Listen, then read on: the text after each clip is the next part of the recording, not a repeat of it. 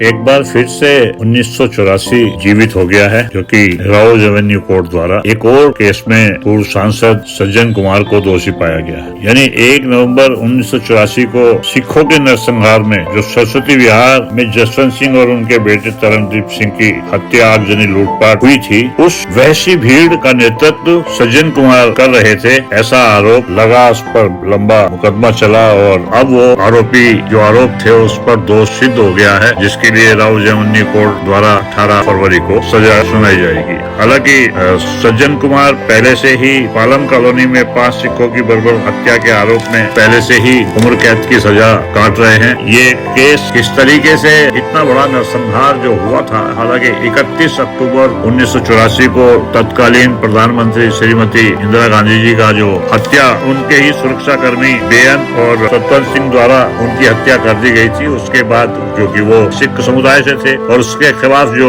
रोष कांग्रेसी नेताओं में था, उसका जवाब पूरे सिख समुदाय से लेने के लिए जगह जगह उन्मादी भीड़ एक तरीके से लूटमार कर रही थी और आगजनी कर रही थी, और जो भी सिख समुदाय का बंदा मिल गया उसकी हत्या करने पर लगी हुई थी। और हत्या भी बड़े जघन्य तरीके से, जगह जगह कहीं स्कूटर पे पकड़ दिया तो कहीं गाड़ियों में आग लगा दी, कहीं उनके घरों में आग लगा दी। ये सब कुछ सड़कों पर एक तरीके से नरसंहार था। मैंने तो देखा है वो किस तरीके से आजादपुर से पूरा का पूरा क्षेत्र, जीटी करनाल रोड पर इंडस्ट्रियल एरिया, बहुत कुछ देखने को मिला था। उस टाइम शर्म आती है उसके ऊपर कुछ बोलते हुए, लेकिन फिर से जब राउज एवेन्यू कोर्ट द्वारा ये दोषी पाए गए हैं और इस पर सजा सुनाने की बात हो रही है, तो फिर से वो पूरी तस्वीर आंखों के सामने घूम जाती है कि किस तरीके से पुलिस मूक दर्शक बनी हुई थी। बराबर लोग लूटमार कर रहे थे, खुलेआम झुंड थे, वो वहशी दरिंदों के झुंड, जिस तरीके से वो सारा कुछ हो रहा था। लेकिन आश्चर्य की बात तो ये है कि हमारी न्यायपालिका भी इस मामले में,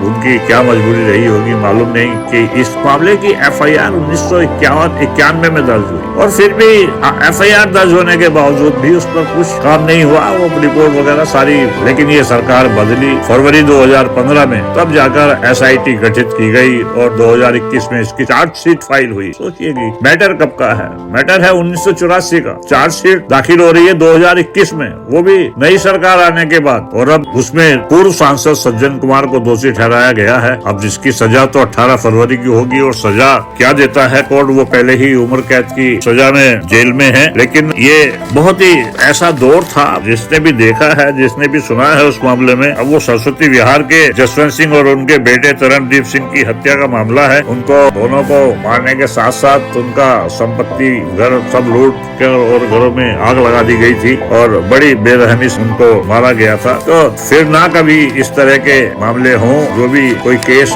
इस केस का बाकी है उसको भी तुरंत फाइनल किया जाए। अदालत भी इस मामले में गंभीर वो लेते हुए और इस चीज को बार बार ये दोहराना अंदर तक झिकझोर कर रख देता है। किस तरीके का वो वहशियाना वक्त था, उस टाइम का बड़ा विभत्स समय था। तो फिर से उसकी याद आ गई। अखबारों में भरे पड़े हैं सज्जन कुमार दोषी वगैरह वगैरह वगैरह वगैरह की जो सारी की सारी न्यूज आई है, जिस तरीके से मीडिया में इस तरीके से सारी की सारी न्यूज चल रही है, और वो 18 तारीख आते आते सब कुछ चलेंगी। तो इन चीजों को एक अच्छी सी न्यायपालिका का काम है कि इसमें जल्दी से जल्दी अपना जिम्मेदारी पूरी करें और हमारे जहन में भी ये जो बनी हुई है तस्वीरें, ये सब भी धुंधला जाएं। जल्दी से जल्दी धुंधला जाएंगी तो अच्छी बात है। पता नहीं वो भीड़ कहाँ से आई थी, जिस तरीके से वो आगजनी, स्कूटर और जो भी कुछ मिला लोगों को आग में जलाया जा रहा था, एक तरीके से जो नरसंहार था सिखों का, वो वाकई मानवता को शर्मिंदा करने वाला था। अब देखना है 18 तारीख को क्या कोर्ट क्या फैसला करता है, उसका सभी को इंतजार रहेगा। आज के लिए इतना ही। वोटर वाणी के सभी पाठकों को, सभी